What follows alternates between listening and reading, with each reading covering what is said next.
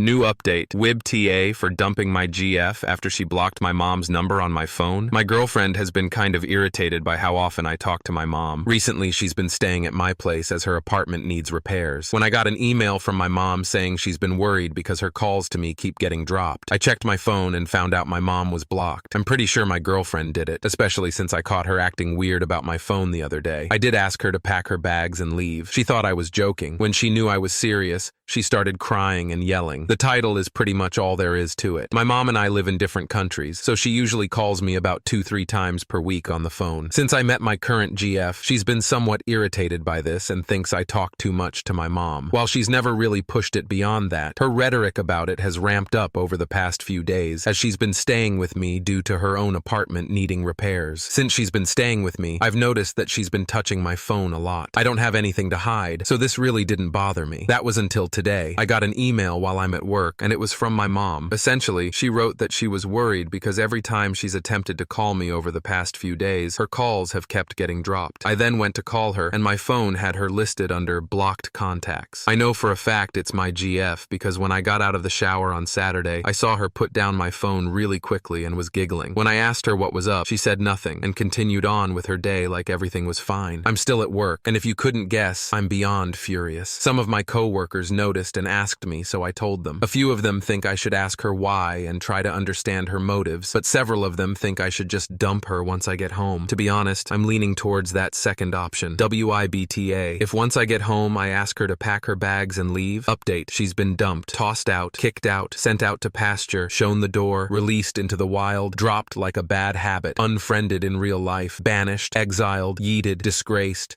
etc., etc. Once I got home from work, I asked her to pack her bags and leave. She thought I was joking at first, but then when I mentioned her blocking my mom's number, she started crying and saying it was a joke and that I was overreacting. When she saw I was serious, she started yelling about how I didn't care about her and how I was being too sensitive. At this stage, I started packing her belongings into her carry-on, and she started yelling about me touching her stuff. Within 10 minutes of me getting home, she was packed up and standing at my doorway, still complaining about how I was stupid, etc. I told her that if she spent any more time whining, she'd miss her bus, and while she was still responding, I closed my door on her face. Ungle. I watched outside my window for a few minutes until I finally saw her exiting my building and walking down the road. Yes, it was very dramatic, but I felt like I needed her out of my life ASAP. Relevant comments. Commenter. NTA. She crossed a major line. You deserve someone who respects your family and your boundaries. Good riddance. Commenter. No kidding. I missed the original post, but the update sounds great nonetheless. Obviously, NTA. You sound like you have a decent relationship with your mother. My son, 39, and I, 63, do too. His father is mystified that we talk about absolute BS for an hour. He's not a mama's boy. Those apron strings are long cut, even though he just got married last year. I'm glad. She can take care of and love him, and I can die happy. At least about him. Commenter. I'm glad you threw her away. A woman who is jealous because you talk with your mom who live in another country is disgusting. Don't forget to change the lock in case she try to come back in your place behind your back and block her everywhere.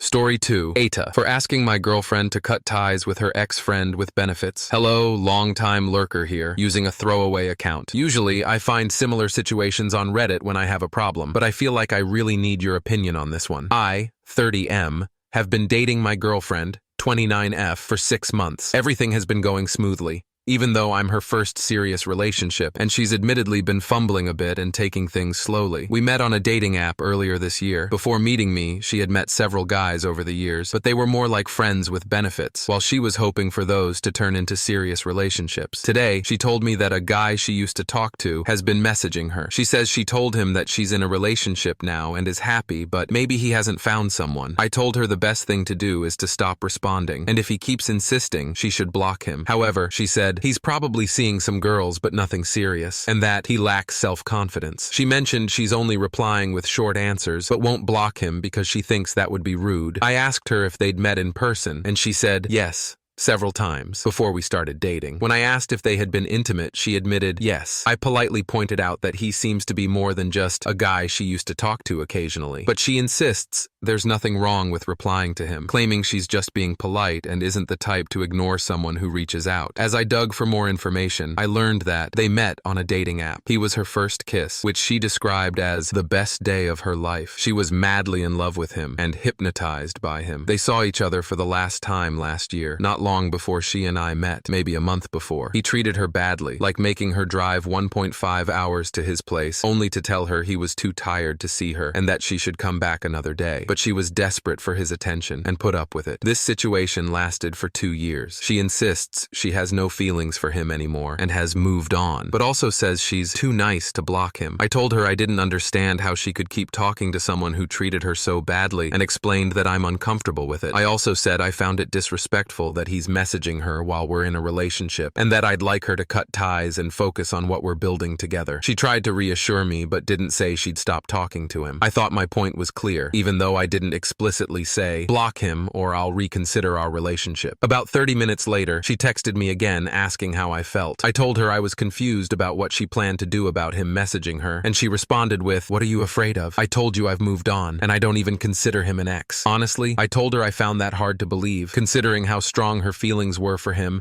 and the fact that she's still talking to him. She then said she shouldn't have told me about it in the first place, and that she doesn't like blocking people who were important to her, comparing it to how divorced parents still stay in touch. The whole conversation lasted about 4 hours of slow texting. Eventually, she said she would cut ties completely if I wanted her to, but I could tell it was against her will. I just told her I needed to sleep and that we'd talk about it tomorrow. I said that because I was feeling confused and needed time to process everything. Now, I keep alternating between two thoughts. 1, she's free to talk to whoever she wants, and I should trust her when she says she's moved on. 2, this whole situation feels disrespectful, and maybe she hasn't moved on. Perhaps she's waiting for him to finally be ready for a serious relationship. To be honest, her reasoning that she's just being polite and refusing to block him because she's too nice really throws me off. I'm so emotionally invested in this that I can't tell if I'm being controlling for wanting her to stop talking to him or if my request is reasonable. WIBTA, for considering that my girlfriend should cut ties with her ex. Relevant comments. Commenter. NTA. This is not an old FWB. This is her first love. She says she was hypnotized by him. He treated her like shit. She is hanging on. She doesn't have the dignity or experience to cut him from her life. He is not going away. My advice, kindly tell her she is not over him and then drop her. If things change,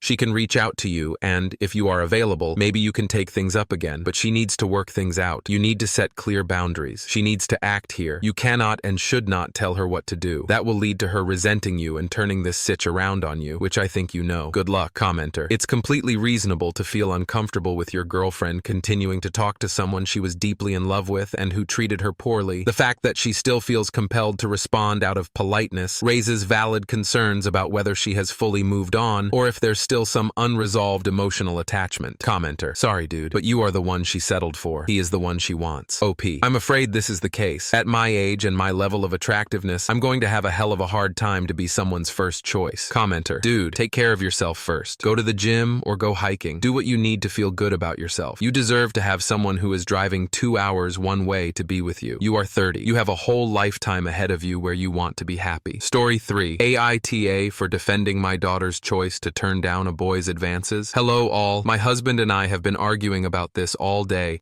and I need some outside perspective. My husband picked my daughter, Cindy, up from school, and he saw her speaking to a schoolmate that she had previously had a crush on. For context, last year during a sleepover, my husband and I overheard Cindy's friends lightly teasing her over having a crush on this boy. My husband also gently teased her with some innocent jokes like Cindy and boy sitting on a tree, KISSING type of silliness, and he sometimes brings it up randomly to tease her, like asking her if she wants to invite her boyfriend when we go on family outings. She never actually dated him or is even friends with him as far as we know. Her dad just likes to tease her. Anyway, apparently over the summer the boy was injured in an accident and he missed the first couple of weeks of school as a result. When my husband was picking her up, he saw them talking and noticed that the boy had significant scarring on his face and hand. When he asked her what happened to him and what they were talking about, saying that the boy looked disappointed, she explained to him about his accident and that he was just asking her out on a date, but that she turned him down. My husband was furious at her and scolded her for being so shallow as to reject him because his appearance has changed. Cindy was crying when she got home. She told me all this and insisted she was polite when turning him down and was just not interested in him romantically anymore. I told my husband to apologize to my daughter and that he never should have made her feel bad for turning down anyone's romantic advances. I told him that our daughter is old enough to decide who she is attracted to, and it would be cruel of her to have said yes out of pity, thus leading him on. My husband is now saying that he sees me differently boy, and that I should be ashamed for teaching Cindy to be a shallow monster and ableist. He is also angry that I undermined him when he was scolding our daughter and says we should not undermine each other's authority when disciplining our child. I was not doing it to undermine him. I just think it's not healthy to make our daughter feel guilty and shamed for not being interested in someone. I do feel bad for the boy, but I don't think it is anyone's place, neither mine nor my husband's, to tell Cindy she has to date someone or she's a bad person. AITA, relevant comments. Commenter, that he literally said punish her because she made a choice for herself is wild. Should she say yes to anybody no matter what so they don't feel rejected? He's so out of line, I'm gobsmacked. Girls need to learn that they are allowed to say no to anyone for any reason. OMG, I can't.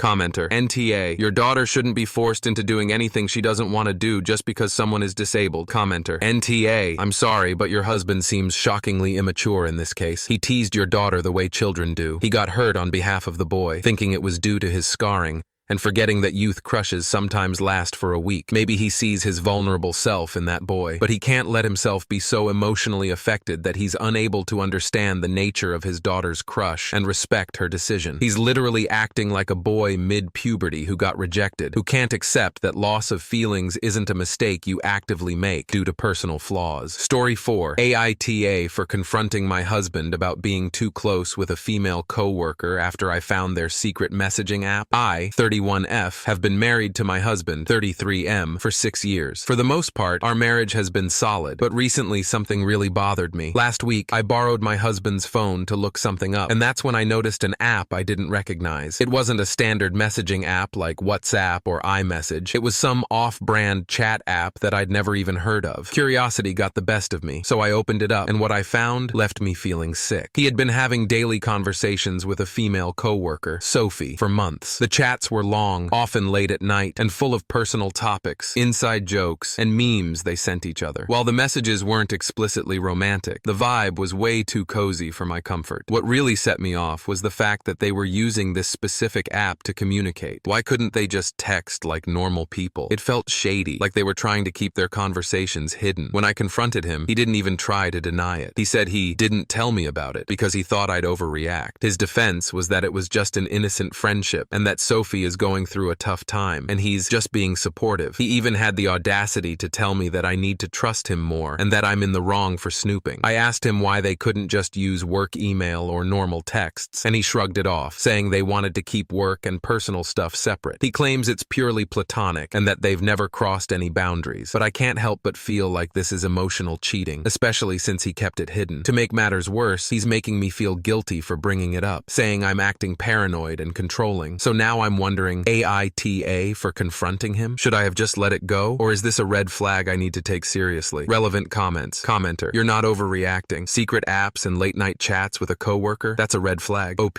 I keep going back and forth, questioning whether I'm overreacting, but the secrecy and late night messages feel like such a breach of trust. If everything was truly innocent, why go through the trouble of using a secret app? It definitely feels like a red flag to me too. I don't think I can just brush this off without addressing the deeper issue of why he felt the need to hide it in the first place. Trust is everything in a marriage, and right now, that trust is seriously shaken. Commenter, yeah, I've been with my SO over 20 years, and this would not be okay with me. The keeping it secret, the secret app like you can't message a coworker in WhatsApp or something similar, and the fact that he is making this all about you, when in reality, it's his behavior that really needs addressing, smacks of someone who knows they did something really underhanded. Thank you so much for watching until the end. If you enjoyed our videos, please don't forget to like, share, and subscribe to stay updated with our latest ones. Have a great day.